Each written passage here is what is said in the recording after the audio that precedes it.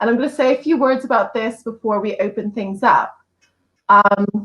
So for those of you who've not read his book or who missed the media melee, the origin of his book was a lecture that he gave on Shakespeare, Sarah Kane, sexual violence, and slapstick. Ian attached a trigger warning to the lecture in Cambridge's notes on courses, and this fact was picked up by the press.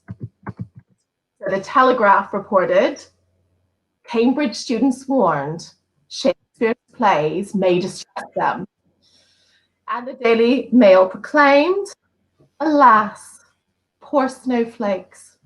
Cambridge University issued trigger warning in case students get upset. As the story ran, references to Sarah Kane and sexual violence were dropped. And instead, the trigger warning was reported as referring exclusively to Shakespeare.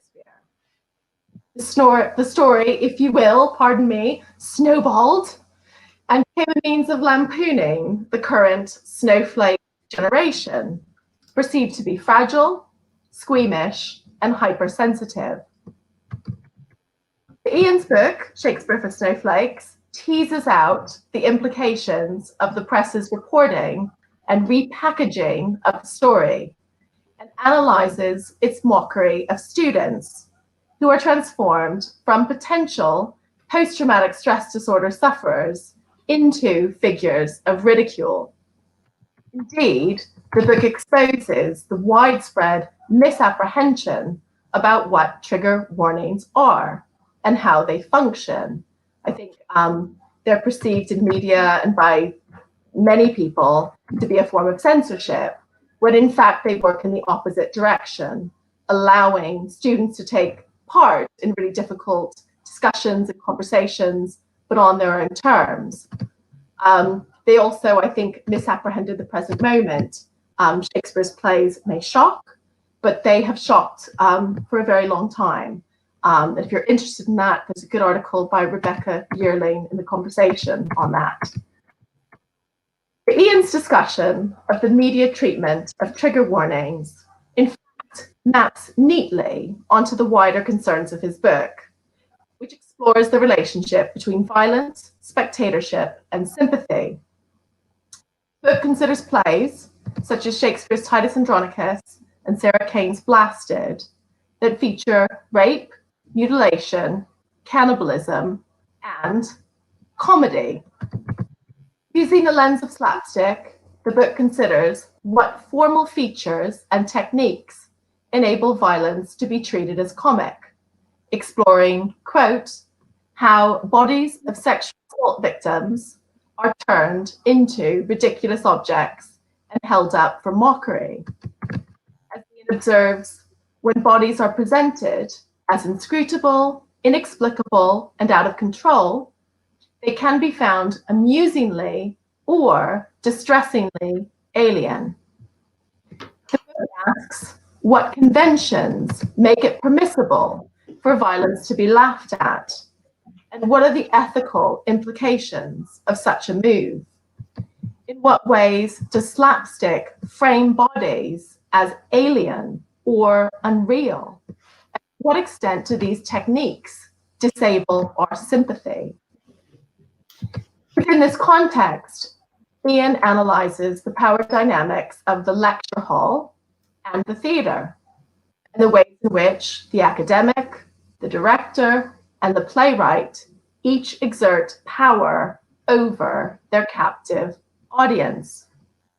Just to give you one example, the writer and director, Katie Mitchell, and I should preface this by saying, writers and directors in particular, they sort of deliberately craft works to engender specific effects.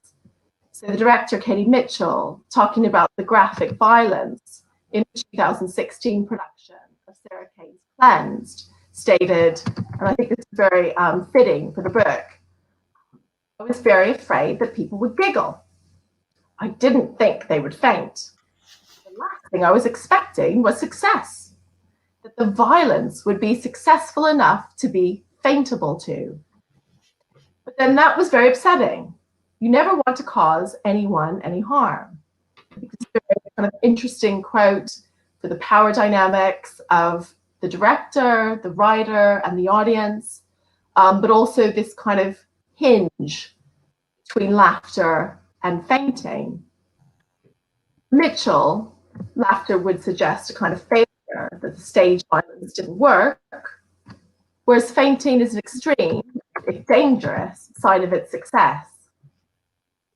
Within the book, Shakespeare for Snowflakes, the twin poles of laughter and fainting are explored as two alternative responses to violence, shock, and cruelty.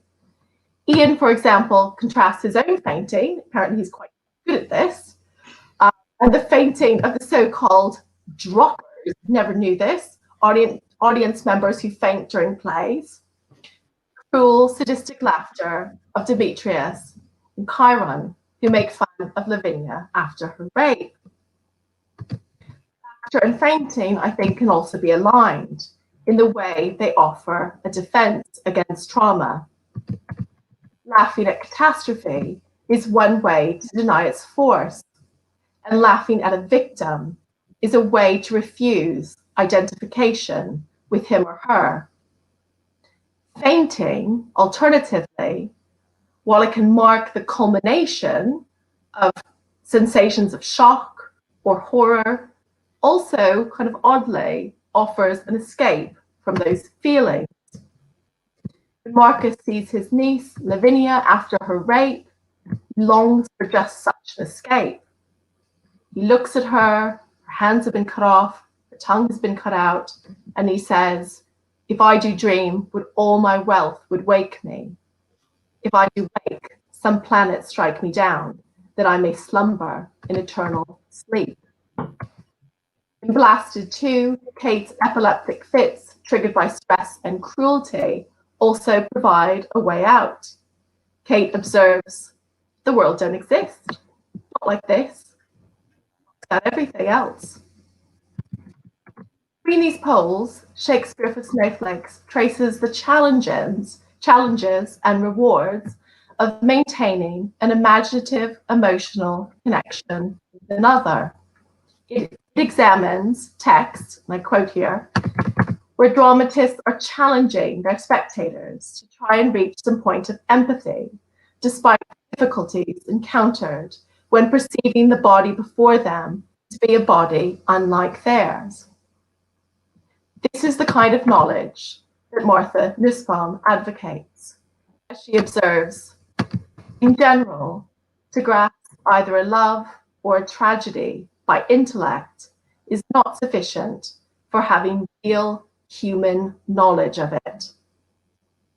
Ian's book advocates that we walk this difficult line, maintaining our fellow feeling with another, even when identification is painful.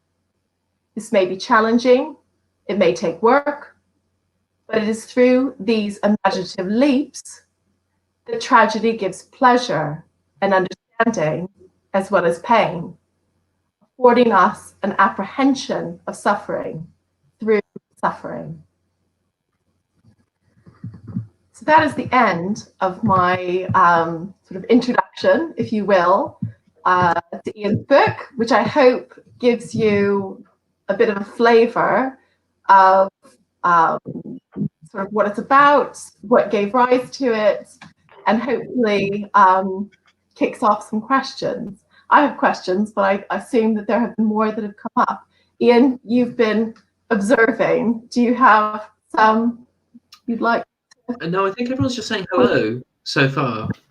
Enthusiastically, though. So that's allowed. I can start us off with questions. Yes, I'm now looking, and everyone's been very, very friendly. Thank you for that summary. That summary was absolutely great. It sounds like an amazing book in your hands. It is. In every good bookshop, coming to a store near you. Yes, and of course we are here to be celebratory. Or Ian, do you want to pick up with any points from that? Are there any bits of the book you'd like to read as also a bit of a kicking off? Yeah, shall I? I'll just read that.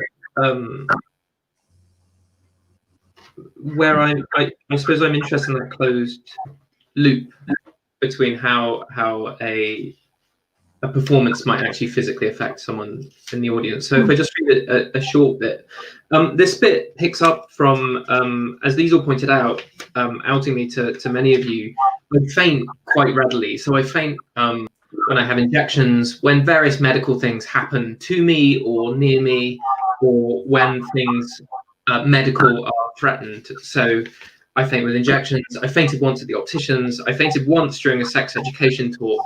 I faint quite easily.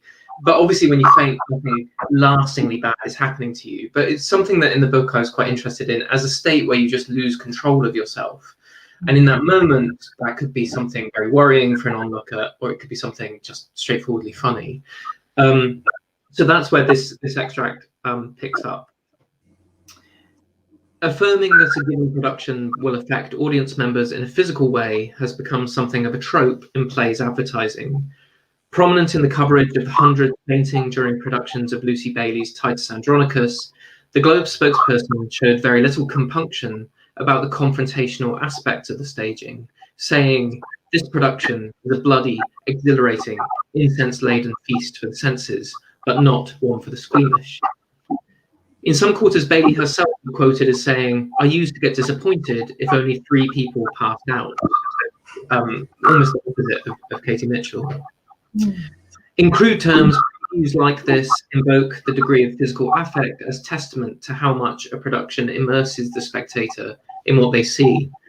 When media outlets reported on my lecture having a warning attached, the founder and artistic director of the Cambridge Shakespeare Festival, David Crilly, was widely quoted lamenting the degree of sensitivity on show.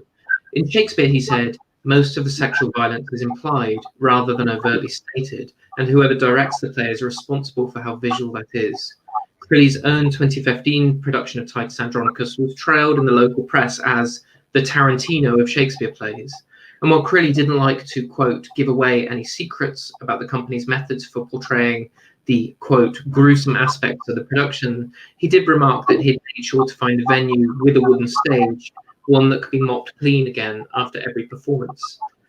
Those buying tickets for this Titus encountered, yes, a warning. It goes, "Please note, in keeping with Shakespeare's play, our production of Titus Andronicus includes scenes of sexual violence and mutilation. Some audience members may be upset by the scenes, and parental guidance is strongly advised." Previews of the play celebrated the prospect of spectators being physically affected by what they witnessed. "This heart-pounding production is not for the faint-hearted," theatregoers were told when buying tickets online. Faint-hearted appears again, but it's the repetition of heart-pounding, faint-hearted, which unconsciously emphasizes how the spectator will be placed in a closed empathic loop. The spectator's heart, hopefully not too weak, will be pounding in concert with the hearts of the play's participants. The facility of theatrical performance to act upon the audience in the here and now is widely recognized, and as I've hinted here, it tends to be widely celebrated too. And it goes on.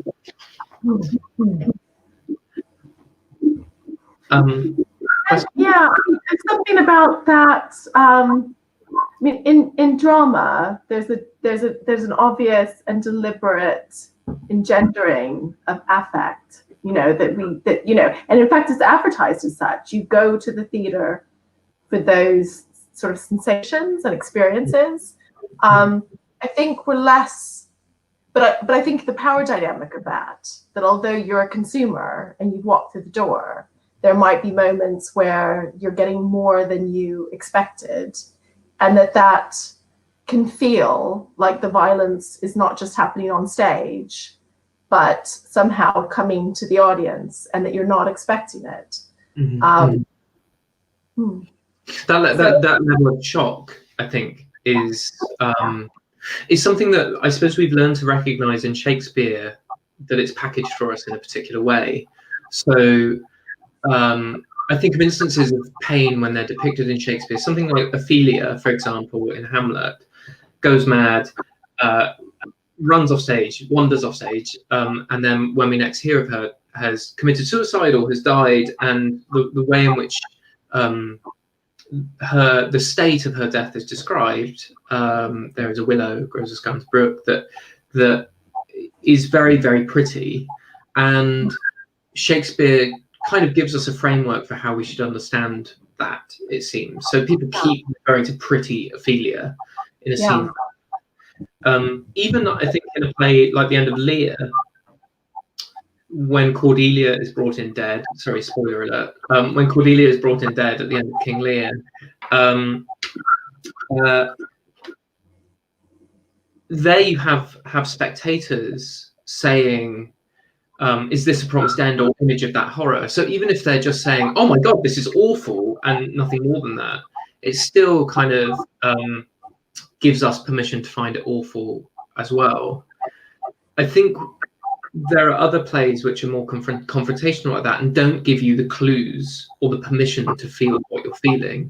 And that's, I think, why in the book I talk more about a play like Titus Andronicus or someone like Sarah Kane, where the question often is, there's an ethical question about whether or not this taboo content should be shown in the way that it is. And there's another question, I think, which lots of people have when watching Kane or Titus Andronicus, where people think, is this good? Is this art, or is it just a mess? So it's confrontation without giving you a framework for understanding it in some ways. I think the question about sympathy depends on being not traumatized. That the book talks about, one of the reactions to trauma is numbing, and if drama, and it's not that everybody has the same line, but if drama goes too far, then there's a kind of recoil from that. And looking at some of Michael Billington's reviews of Cleansed and like other plays, like he talks about his initial review of Blasted as being the product of shock, where he thought it was very good. I mean, he thought it was sort of overwhelming, and he wrote this glib response almost as a kind of humorous defense. But then with Cleansed, he talked about how he just felt sort of deadened and numbed by the violence. And I think this is the sort of difficulty that identification, sympathy, depends upon a certain kind of, not having to turn away. I see that there's more comments coming in. Some of them were very nicely about your sociability, I saw back up there. Yeah. Oh, yes. So we've got Oscar coming in about the eye gouging scene. And they were offered ponchos. Well, at least got some clothes, I suppose. So the damage to property. I was also at a Lear production, the Shakespeare Tobacco Factory, where I suddenly realized I was with a few friends who didn't know Lear. They'd never seen Lear. They didn't know the story.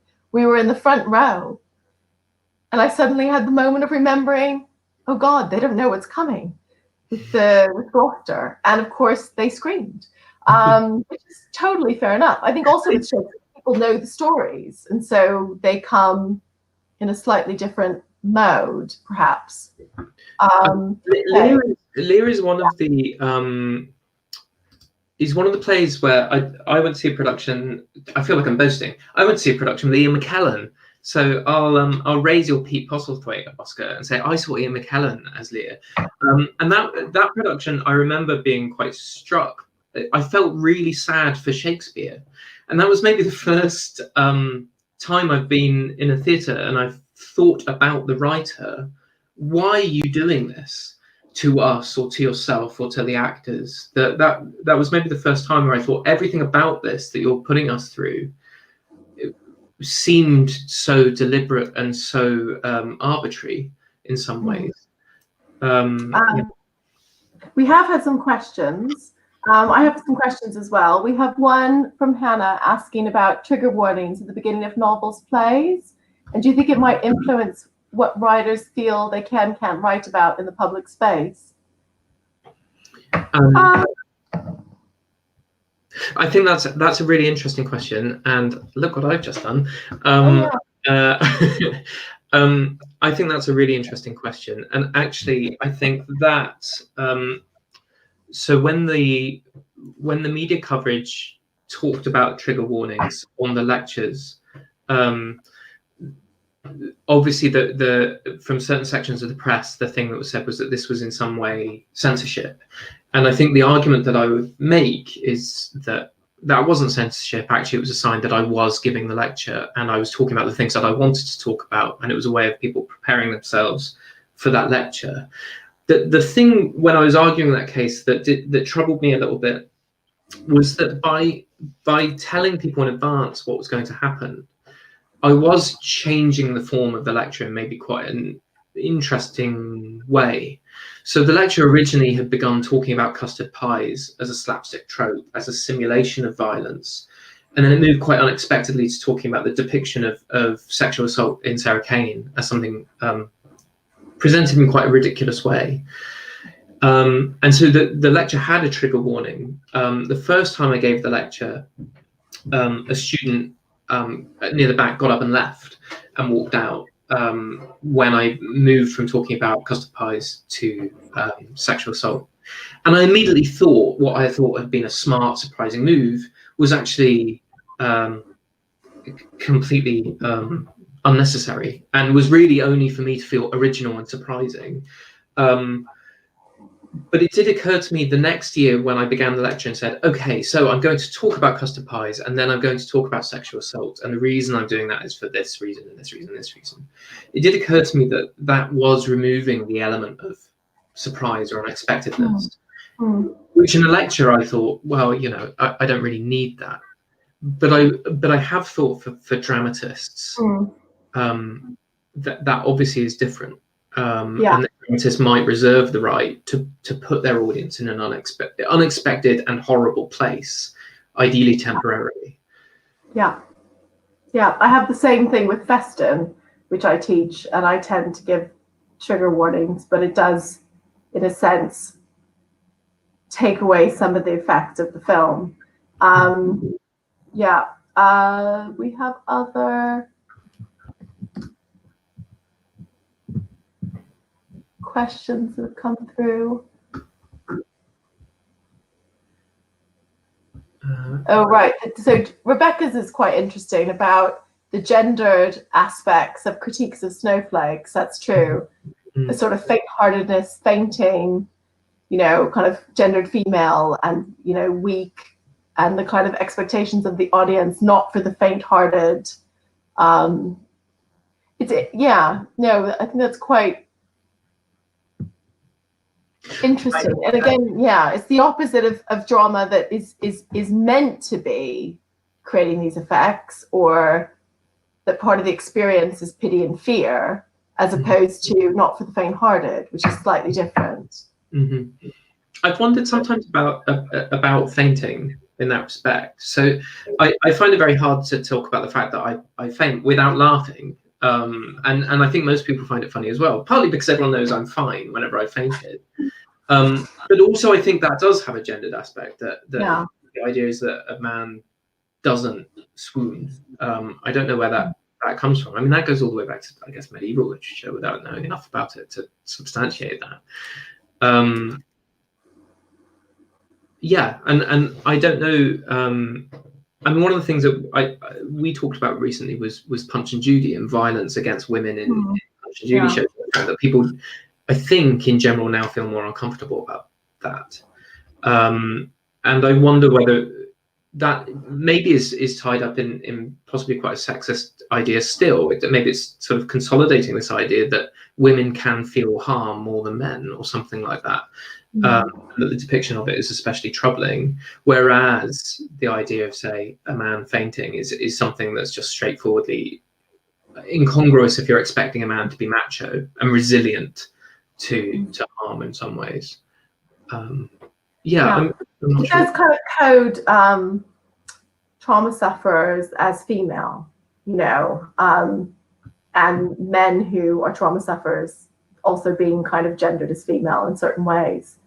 Going back to the Punch and Judy, I do think it's interesting that there, where you have puppets, it's still seem to be now, no longer acceptable to have a husband beating a wife in a comic way with puppets. So the kind of even with the form, the content tropes the form, and it's when we don't see that as well. I think the thing I raised to you was the fact that with masters and servants in Shakespeare, there's often a lot of violence, and we don't tend to talk about it. We don't tend to find it troubling, and whether that's because that's not a form of violence that we feel sensitive to, or whether it's a cultural blind spot, or whether it's Shakespeare's own.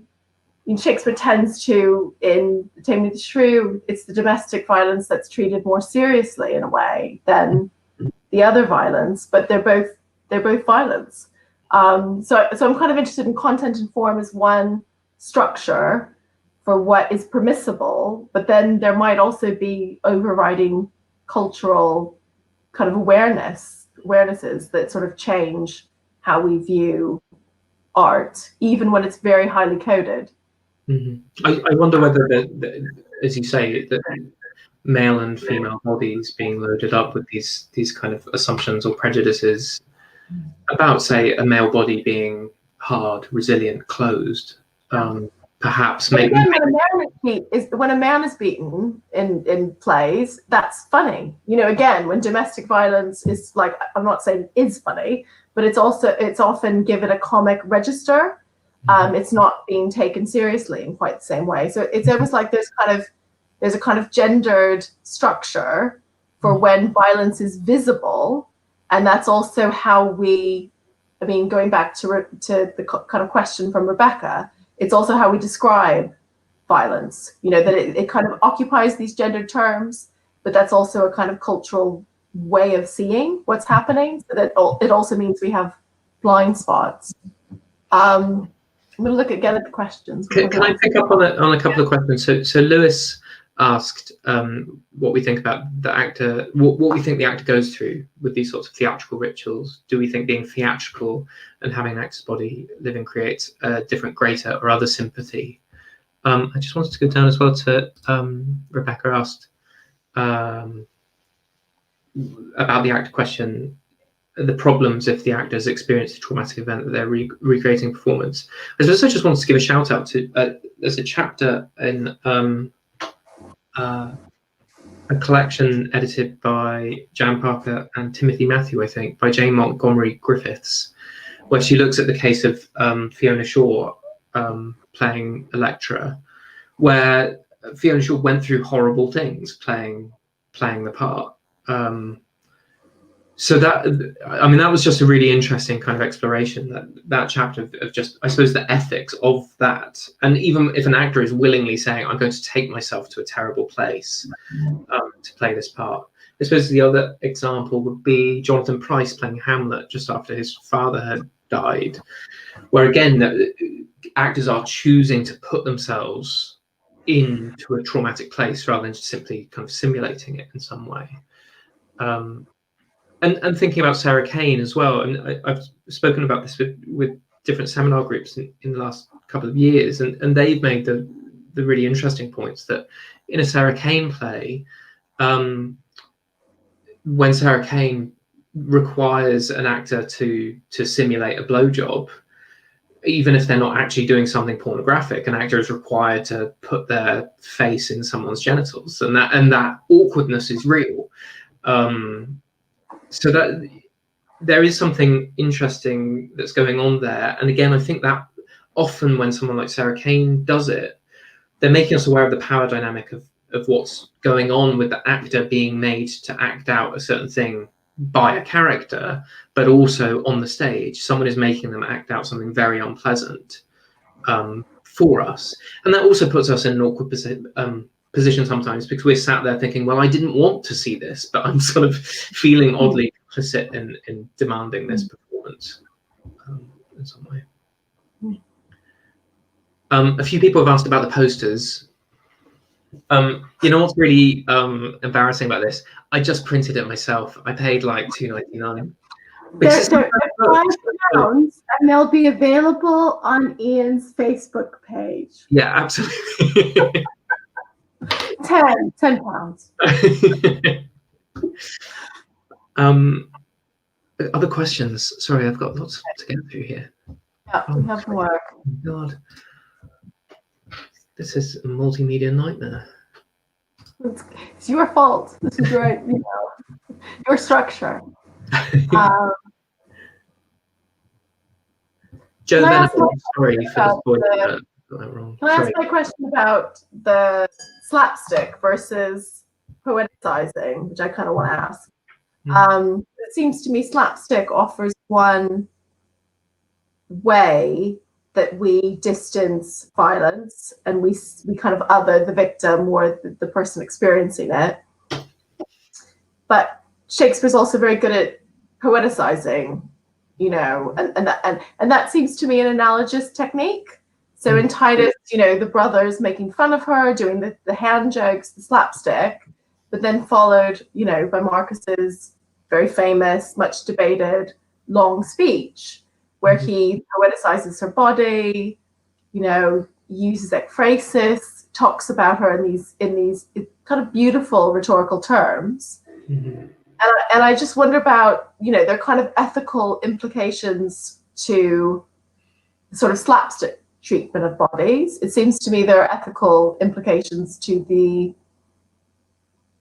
aesthetic treatment of bodies, especially those who've, experienced violence. And I just wonder if you have any sense about these different ways of kind of distancing, alienating, othering the person, who becomes a bit objectified in some sense. I think I really struggle to pick a lane with Titus Andronicus, whether Shakespeare is satirizing that aestheticizing tendency to take, say, a woman's trauma and turn it into art, whether he's satirizing that or just consolidating that tradition. I really can't. I can't quite make my mind up about that. The thing that makes me, in some ways, because in some ways poeticizing pain would seem to be a much more hopeful thing to do for an artist, that it becomes something pleasant or something productive, at least, and people can understand pain through that, through, I don't know, the proportion of it, or the overall grace of what's being presented. The thing I suppose that makes me think Shakespeare in Titus Andronicus is satirizing that is that he keeps Lavinia on stage, and so the slapstick and the poetic attempt meet each other. And the thing that I began to realize with slapstick as a particular kind of failure to re-describe someone's body is that the body is so present that it necessarily resists whatever the writer is trying to do. So again, the end of Lear, when Lear carries in Cordelia, spoiler alert, he says, "Oh, you are men of stone." But something about carrying a person draws our attention to the fact that people aren't actually stone. And so you become more aware of the fact that there are these attempted poetic transformations of people and they're not working. And I think that's often what Shakespeare is up to.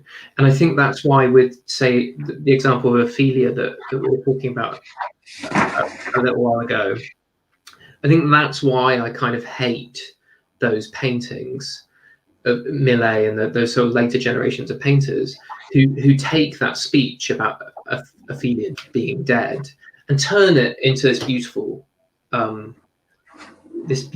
kind of as pretty as possible painting. And I feel they've been sold a dummy, because the thing I think Shakespeare wants us to notice is everyone in the scene saying, "Pretty Ophelia, pretty Ophelia."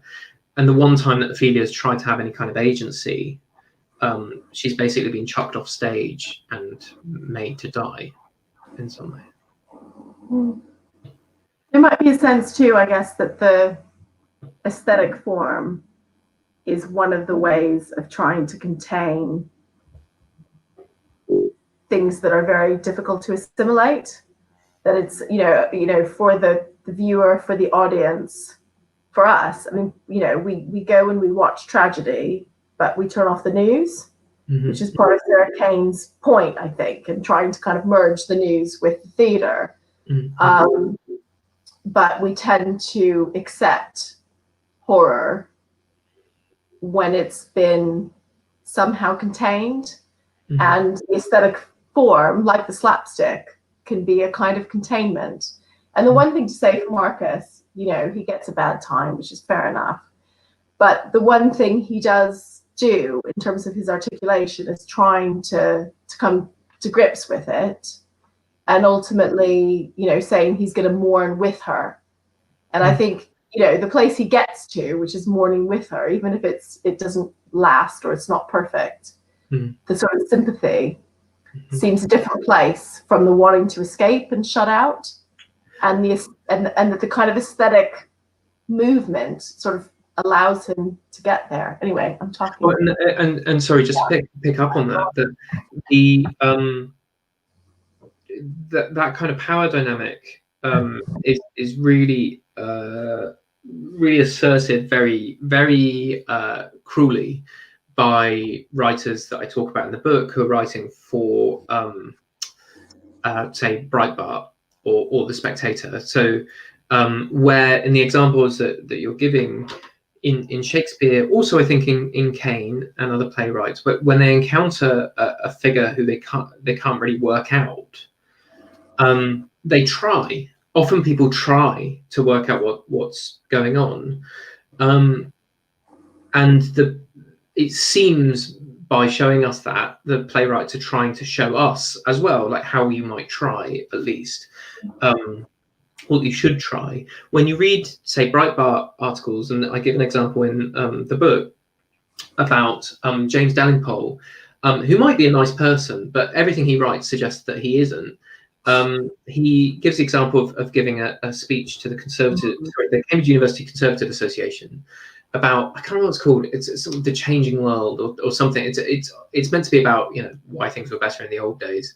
And he in his article he says he made some jokes about Jimmy Savile and Rolf Harris and sexual assault, and people left. And he picks up on one person in particular who leaves and is very upset, and he singles her out as a particularly kind of unusual, even quite animal figure. So he refers to her as leaving with her hissing mate, and at the end of the article he goes through and kind of defends his right to do whatever he likes, and then at the end makes a point of saying, I make no apology to that person. I don't apologize to that person at all, and I don't feel bad about that. A really important difference, I think, in presenting someone who you don't understand what they're going through, but then to actually kind of make a point of saying, I don't want to, and also it's not even possible because they're not really human in some ways. Yeah. Well, they're kind of made to be alien and other. There's a lack of compassion, a lack of empathy, a lack of humility to take the chance of attempting to stand elsewhere. Yeah, no, completely, 100%. Okay, so let's have a little look at other things that have come up.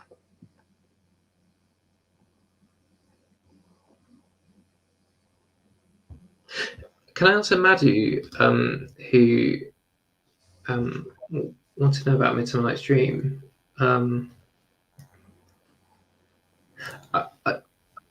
So what do we think about plays less obviously upsetting and graphic, but still potentially tricky, e.g. Midsummer Night's Dream being essentially a bad day, right?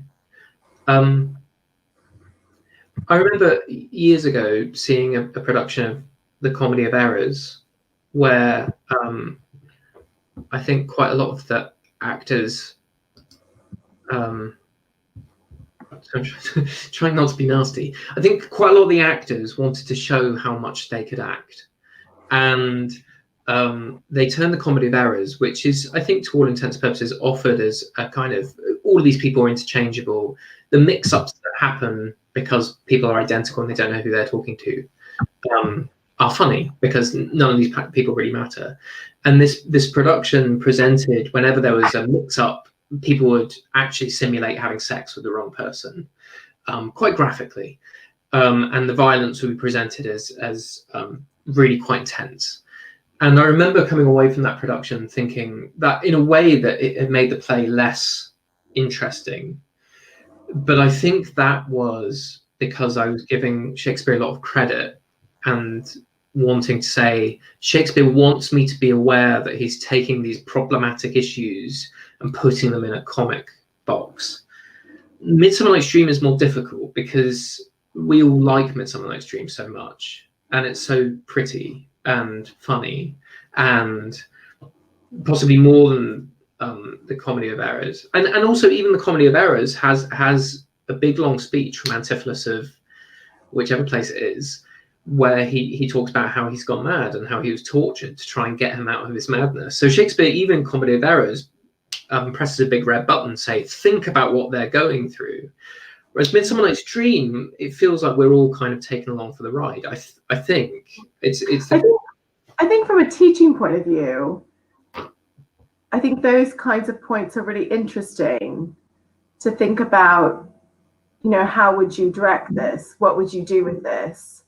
Because, you know, the nice thing about plays is how open they are, that we can give them these different variances. They can have different force depending on how they're done, and to kind of think that through probably with the class.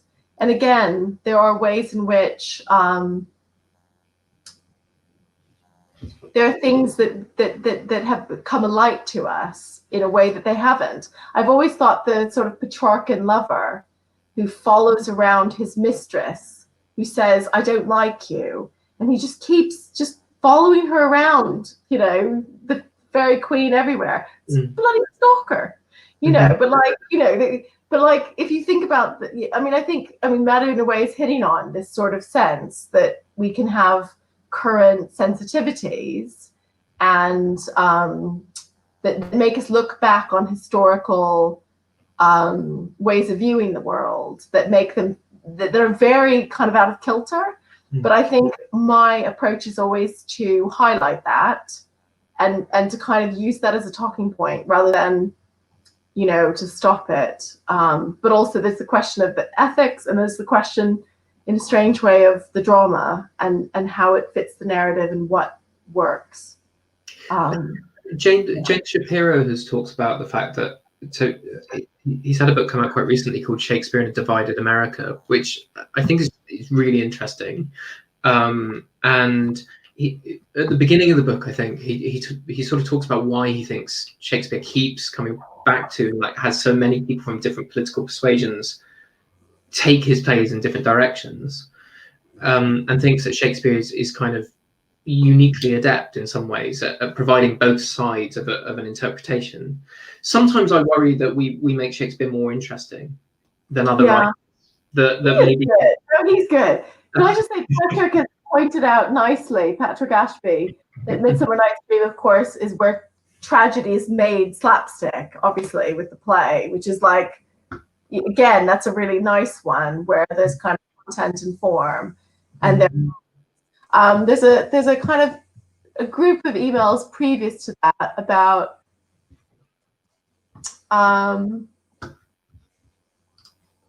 let's see, I can't figure out if they're all the same. Daisy, do you think Shakespeare adhered to or subverted gender portrayals of slapstick violence?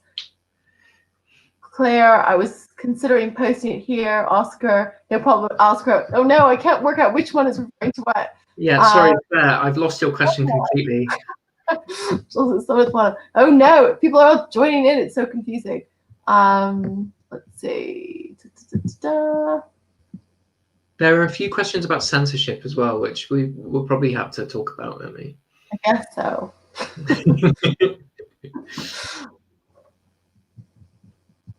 Do you want to start? Yeah. Oh, here's the So there's an Oscar one from.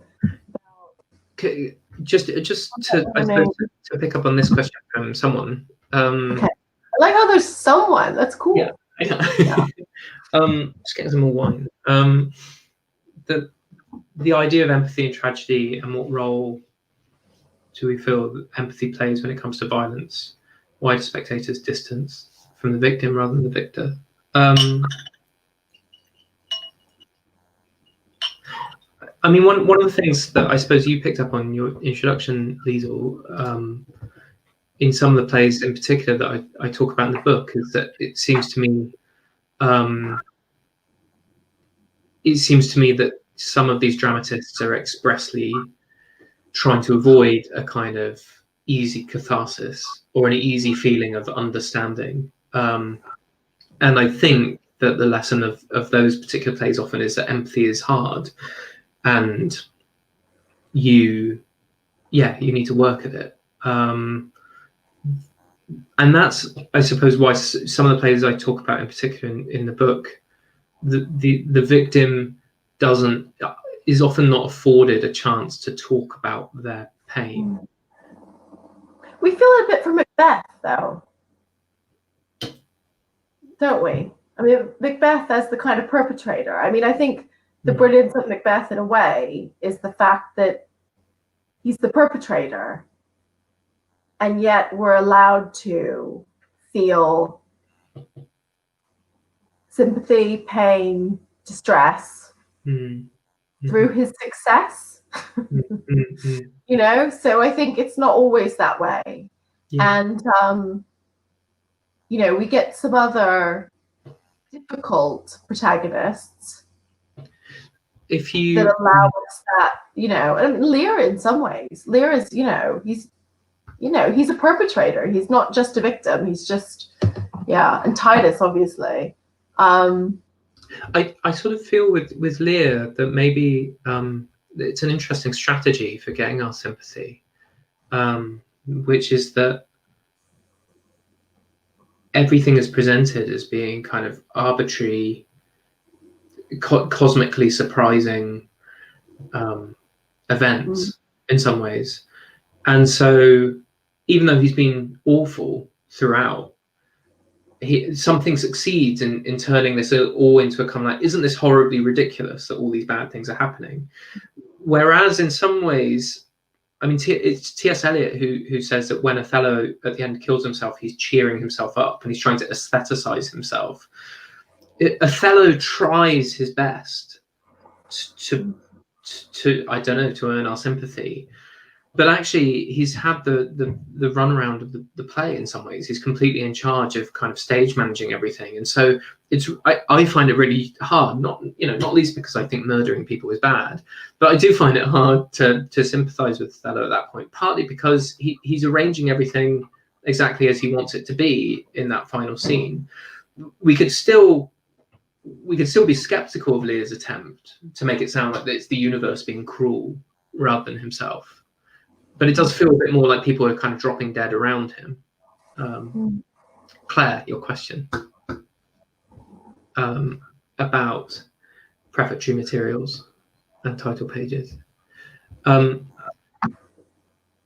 don't think. Well, I suppose it depends if people know the story already. So I'm not sure that Shakespeare's playgoers would have been that acquainted with, say, the printed material before they went. But something like the history plays, they would know what's coming, I suppose, in theory. Although he's also very good at changing the sources, isn't he? You know, so Winter's Tale being the obvious example, where it gets a not such a nice ending in the romance.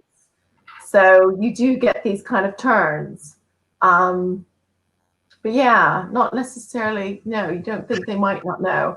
And I'm really sorry, because Claire was desperately trying to ask this question for ages, and I couldn't find it because I'm turning into my dad and can't use computers. So the other thing that I suppose I find really interesting about the histories in relation to all this is just what the hell Falstaff does.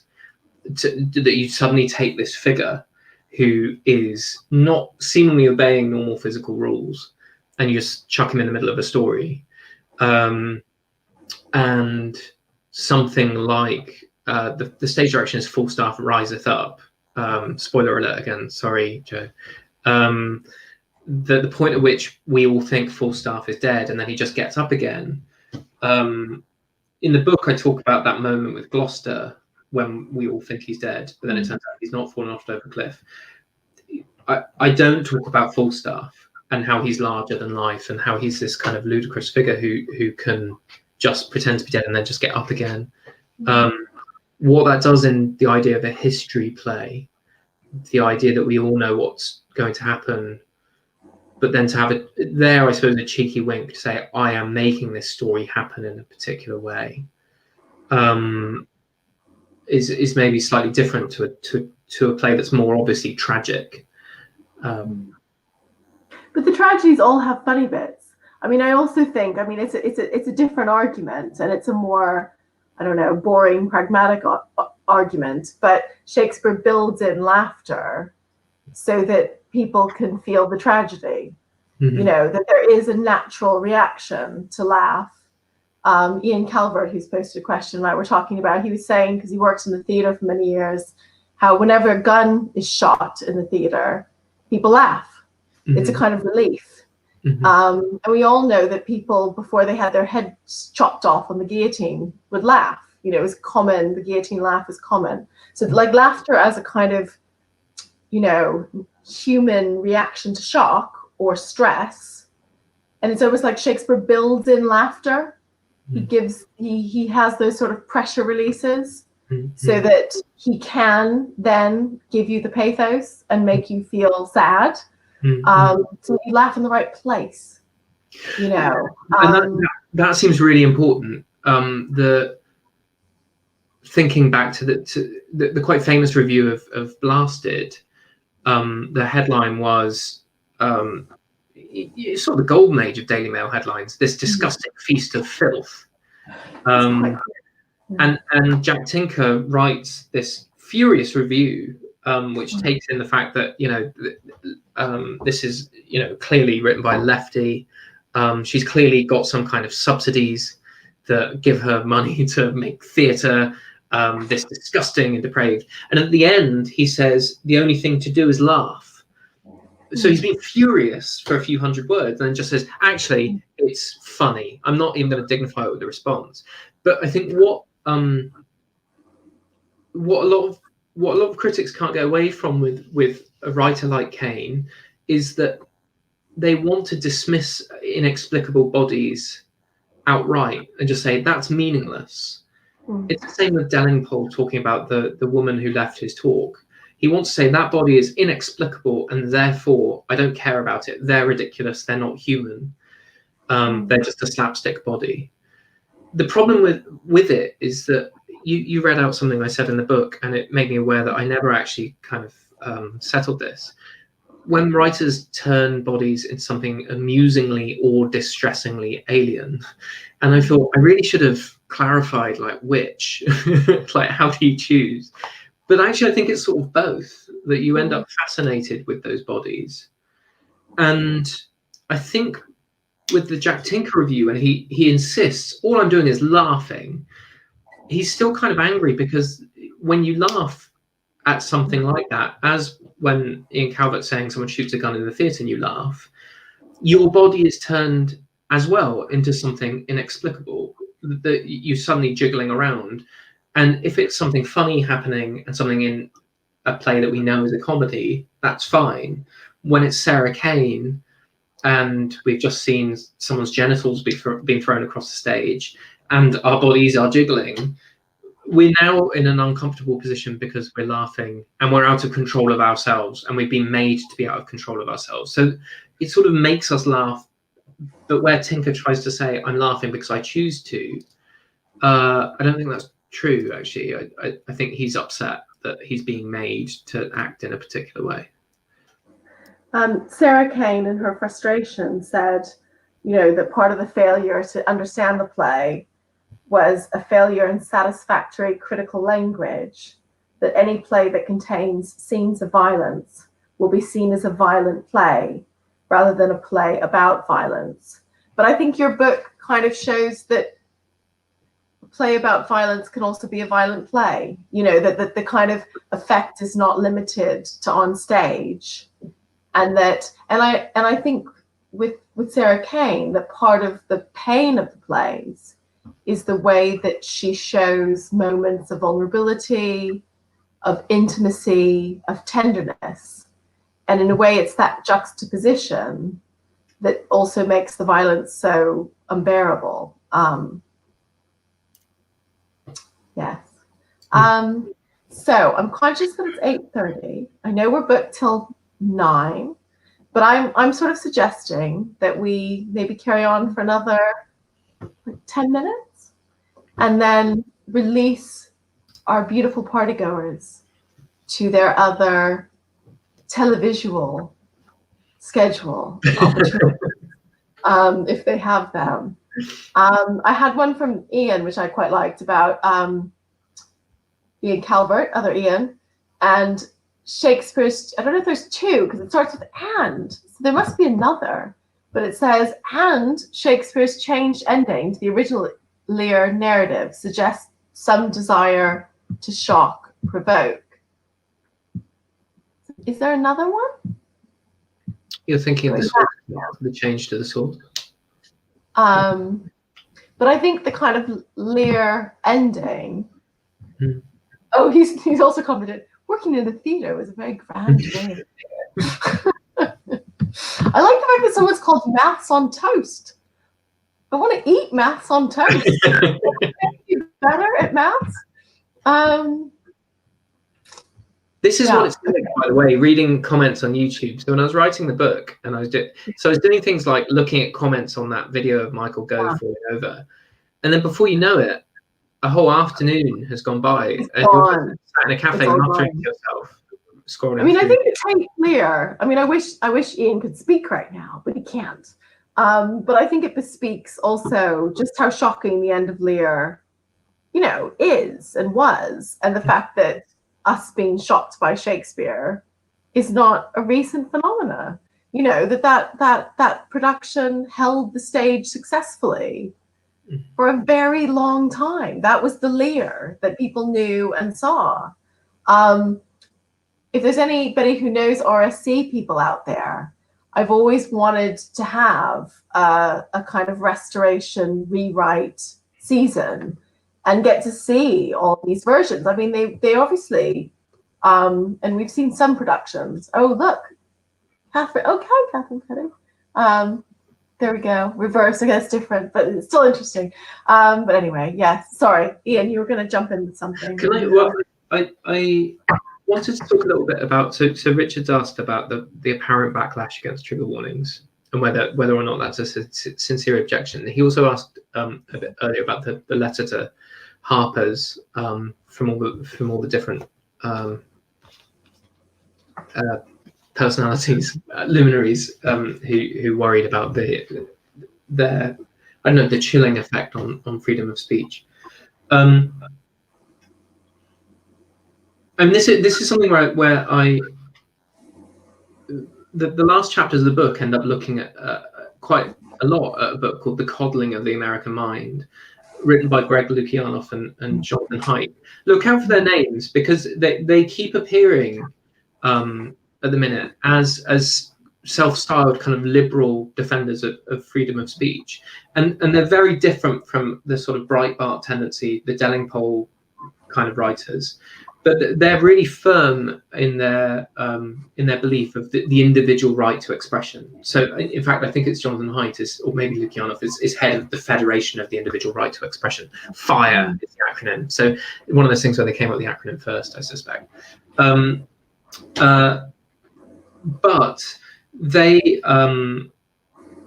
write in an essentially academic tone, and I think in some ways they are more dangerous because they have a particular model of authority which they try and wield in their books.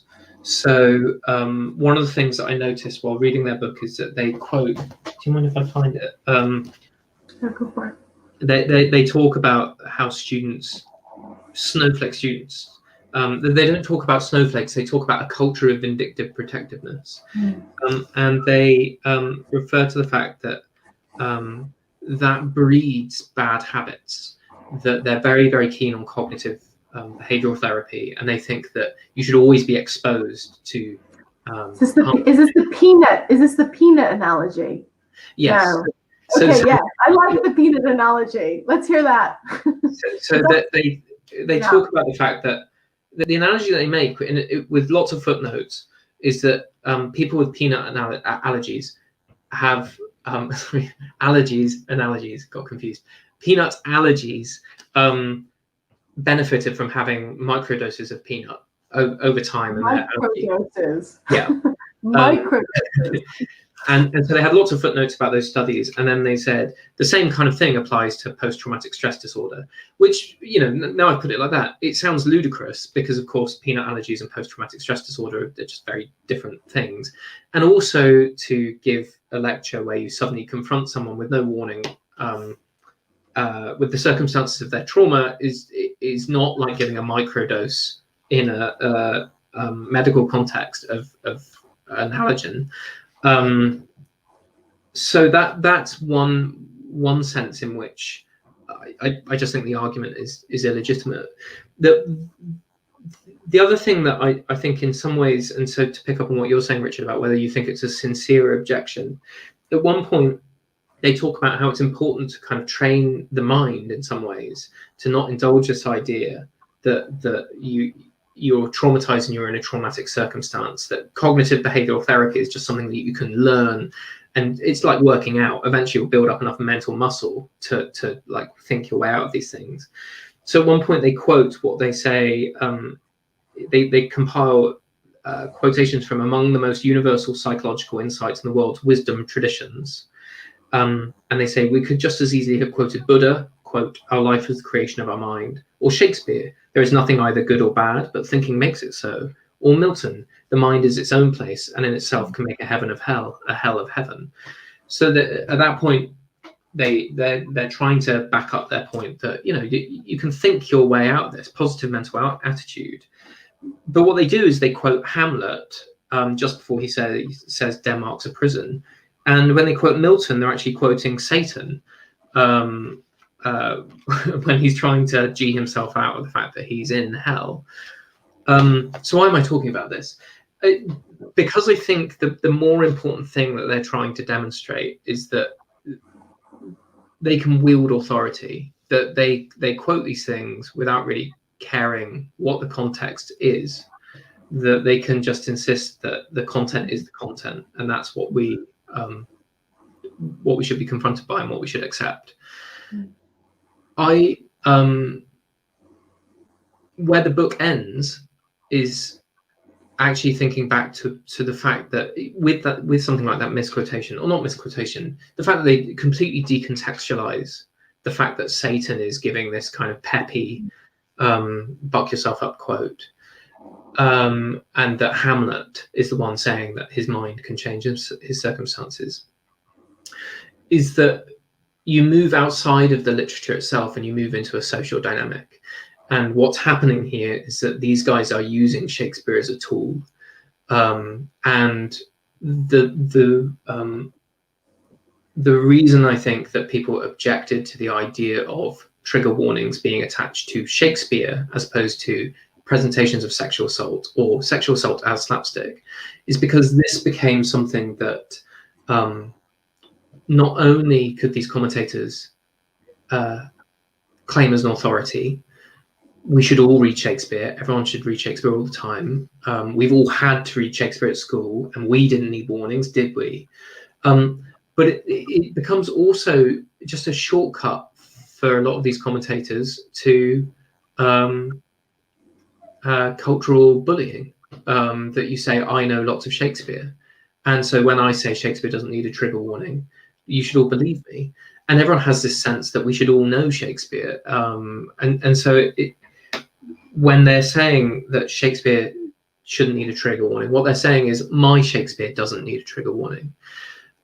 So Shakespeare exists in this really fraught place where apparently he is for everyone, but actually he's a very oppressive presence in discussions about literature and discussions about culture as well. And the idea that Shakespeare is just a democratic thing, that we all have equal access to Shakespeare. I think when I'm feeling really good about Shakespeare and Shakespeare study, I love that idea. On the other hand, I think what ends up happening is that people use it, maybe like people talk about the history of, history curriculum, the kings and queens of Britain, that there's this idea of what Shakespeare should be and how Shakespeare should read him. So, sorry, there's a bit of a rant at the end there. I think it's good. It's like Shakespeare is broccoli. It's good for you. You have to endure the pain. It's part of the growing experience. That's excellent. So we could keep going, or we could start coming to a close. I don't know what you think, Ian. I feel like I feel like you've been doing a good job of introducing the book and talking for a while. There's a good question from Lawrence about Mark Antony, which you do discuss in the book, and the kind of comic aspects. There's a nice comment from, I want to say Richard V, but maybe it's Richard V, who makes the comment that the microdoses of allergens have proven less effective. That's nice. It's nice to know that they're kind of their metaphor is also not kind of holding. There's nice clapping. I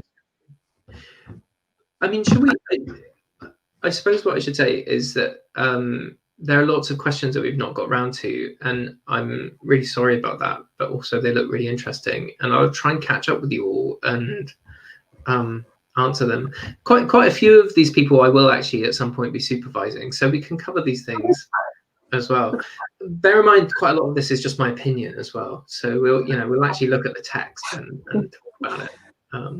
I think that, just to pick up on Lawrence's point, and I think you say this as well, there is also a way, like the comedy can act as a pressure release for the tragedy, but it can also deepen the tragedy.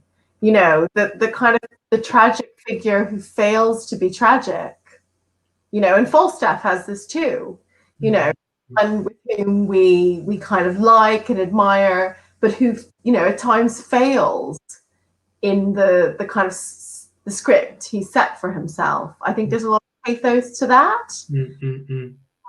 Well, one of the most interesting, so Alex Seitz has a book called In Your Face Theatre, and he has a lot of it draws on a lot of interviews with different playwrights from the 90s, and one of the things that Sarah Kane reveals is that of all the productions of Blasted she saw, there was one in Belgium which she really vehemently objected to, and in between acts, when it becomes clear that Kate has been raped, this production opened the next act with her in some way very visibly having been sexually assaulted, lying on a bed, bloodied, clothes torn off, and Kane hated it. Kane was really, really against that, and I think that was because for Kane, as you say, Lesel, she wanted to stress the cruelty of the fact that Kate wasn't at all in control of the presentation of the play. And in fact, one of the cruelest things, I suppose, about the play is that Kate's sexual assault is skipped over very quickly. That there are lots of other horrific things shown on stage and in detail, but her sexual assault it's clear that it's happened. But Kate isn't really permitted for that to be the central event of the play. I quite like that. I quite like that because I feel like, I don't know, I guess I feel like the woman's body being raped is such a totally, it's a sad fact of life, as well as a tired literary trope and convention. It's shown over and over again. And I get, I don't know, I have a kind of complicated reaction to seeing rape in film and literature where, where does the pornography or exploitation stop? Where does the kind of comment on that start. So there's something about the fact that she does get raped, and that it's a man's rape that's put on stage, and it's the fact that he's been a rapist and then he's raped. Yeah. And again, in terms of our own sense of sympathy, how do we feel about him? How do we feel about this violence? Where do we go? But ultimately, it's Kate who comes back on stage. Yeah. Yeah. And he's saying, feed me, help me. And she's the one put in the position of the most challenging form of empathy. And the decision at the end is at a distance. She gives him gin and food.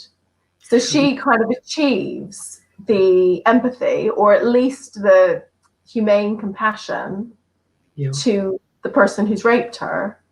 Who's also undergone this, terrible event that we've seen on stage. So I quite liked, like is too strong a term for something that kind of challenging, but I felt that formally, in terms of the way it was done, it was more kind of interesting. Yeah. Something that I could never get around with writing this book is the fact that often I was writing about people being presented in an alien way. And I realized increasingly that I'm writing this as a man who hasn't been traumatized, and that these figures who I was finding were being presented in a way that was inexplicable. Maybe it was just the fact that I found them inexplicable. And I think the thing maybe that Sarah Kane is aiming for is, rather than the kind of play or, I don't know, police procedural drama that lingers on the spectacle of a woman as sexual assault victim, Kane achieved maybe something more experiential, which, something that's dissociated, ugly, inexplicable, frightening, incoherent. And again, I wonder whether that's something that these dramatists that we've been talking about in these particular moments are trying to concertedly avoid, actually, is just looking at someone else's pain as a spectacle. Because in a way, that slight kind of buzz you get off a piece of art where you watch someone else's misery and you think, I understand their misery, poor thing. It makes you feel good about yourself. You've given some money to a homeless guy who's been properly thankful to you, and you feel good that you've understood someone's plight. Whereas I think that aspect of confrontation is also important, to say sometimes you don't understand what someone's going through, or if you do understand, it's not going to be very nice for anyone. Like, this whole exchange isn't going to have an easy conclusion at the end. Thanks to everyone in the comments for saying how much of a bargain the book is. Should we do a plug? Yeah, let's do that. That's the wrong way up.